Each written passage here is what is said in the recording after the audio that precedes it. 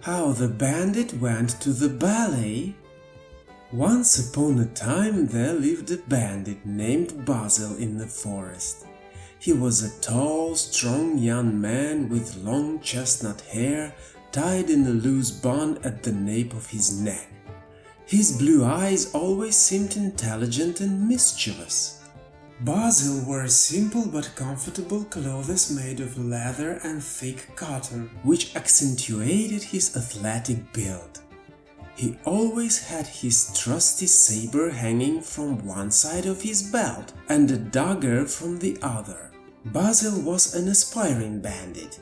He dreamed of robbing caravans and the homes of rich people, but so far he had only managed to steal a piece of meat from a bear trap. But one day, while strolling through the forest, Basil saw a princess.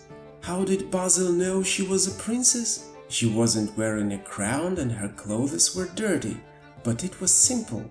The girl was incredibly beautiful, with aristocratically pale skin and long blonde hair that fell in wave over her shoulders. She had bright green eyes and delicate facial features that seemed perfect to Basil, and even though the princess was sitting on a stump and crying, she automatically maintained a regal posture with her shoulders proudly squared. The bandit's code stated that in such a situation, Basil had to rob the princess. But first, it seemed she had nothing to take. And second, Basil was still a young and inexperienced bandit, so his emotions took over his desire to follow the code. He felt sorry for the girl and had an irresistible urge to help her. "Hey, what happened?" Basil asked, approaching her. The princess quickly wiped her tears with her sleeve, gave Basil an appraising look and said, "I was riding my horse through the forest, but suddenly there was thunder in the distance. The horse got scared and bolted. I fell here and lost my golden crown. Help me find it and I will be very grateful to you." Basil scratched the back of his head and looked around. He noticed something shining in the bushes nearby. He walked over and pulled a small, elegant crown from the underbush. According to Bandit's code, he should have kept this crown and demanded a ransom for the princess from the king. But for some reason, Basil returned to the princess and gave her back the headpiece. "Thank you," said the princess, lifting her nose proudly. She stood up from the stump, brushed off her dress, and placed the crown on her head. Her appearance was now complete, and Basil gazed at his new acquaintance in fascination. "According to palace etiquette, I must thank you," the princess declared. "Have you heard of palace etiquette? Probably not. What's your name?" "My name is Basil. I'm a bandit." "Nonsense, Basil. What kind of bandit are you?" "I want you to become a hero of my kingdom," said the princess. "But you must learn to behave chivalrously. For that, you'll need to learn palace etiquette." "I don't know what behave chivalrously means," said Basil. "And I don't know any palace etiquettes either. I've only read the bandit's code." "No worries, I'll teach you. Come with me to the palace," said the princess, "and you can forget about your code." "But how can I?" Basil protested. "I'm a free bandit and always dreamed of that. Palace walls are not for me." "Think carefully, Basil." The princess stamped her foot. "If you were a real bandit, you would have taken my crown, tied me up, dragged me to your bandit den, and gone to my father for ransom. And what did you do?" Basil frowned and remained silent. "Exactly.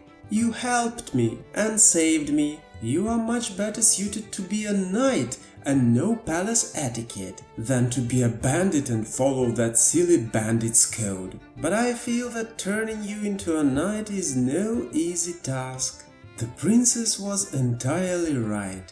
She brought Basil to the palace and first ordered him to take a bath. There were no problems with that. Basil loved bathing. But when he finished, he found that his comfortable forest clothes had disappeared. Instead, there were some ridiculous tight pants and a shirt with ruffles and pleats at the collar. He complained to the princess after putting it all on. "It squeezes so much, my eyes are about to pop out. I thought knights wear armor." "Knights wear armor for war and tournaments," the princess retorted. "Our kingdom is at peace with everyone, and the last tournament was very recently. The next one will be only in a year. So get used to this clothing. In everyday life, knights only wear this." The princess started teaching Basil manners, but Basil resisted and mocked. "Your Majesty," he mockingly called "Your my jester." "Your Highness," he called "Your Highness." And "Your Excellency" he couldn't pronounce at all. When they practiced bowing, Basil bent so vigorously that he tore the shirt on his back. But when the princess taught Basil to dance, for some reason he tried very hard. Basil gently took the princess by the waist and moved very stiffly, just to avoid harming the delicate girl. However, he still managed to step on her foot 3 times. But the real nightmare happened when the princess took Basil to the ballet. When the performance began, the young man wasn't at all impressed by the art. On the contrary, he stared at the stage as if scalded with boiling water, starting pointing at it and shouting like crazy. "Look! Look everyone! What's that? Man in stockings?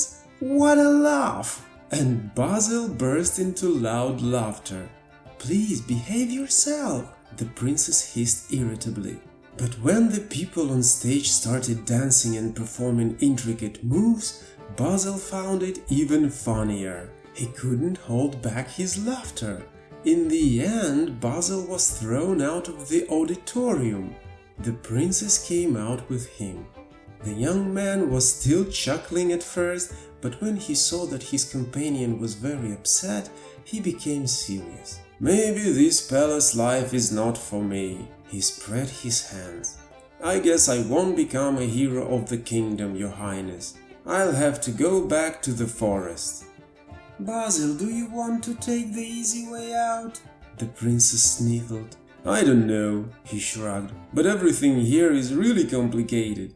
Besides, your clothes are too uncomfortable, the manners seem too pretentious and unnecessary, and your entertainments, excuse me, are just laughable.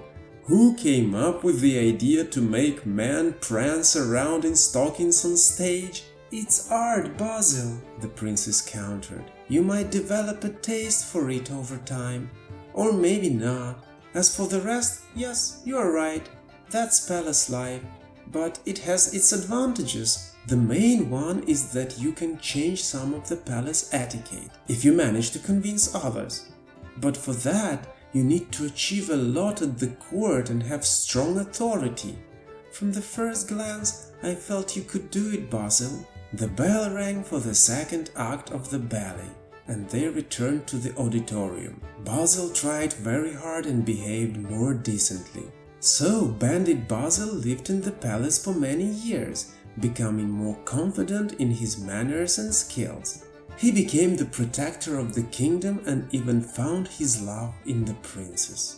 And although his jokes sometimes still gave the princess a headache, she knew that without Basil, her life wouldn't be as bright and fun. In the end, Basil achieved a very high position at the court and managed to make some changes to the etiquette. First, the clothes for knights became looser because Basil introduced a more relaxed fit. Second, the number of bows, courtesies and reverences in greeting high-ranking people was halved. Basil convinced everyone that it saved the entire kingdom a lot of time. And third, in addition to the annual nightly tournament, Basil organized a football league and brought the Olympic Games to the capital, because watching only ballet every weekend was simply impossible for him. He never fully embraced that art form.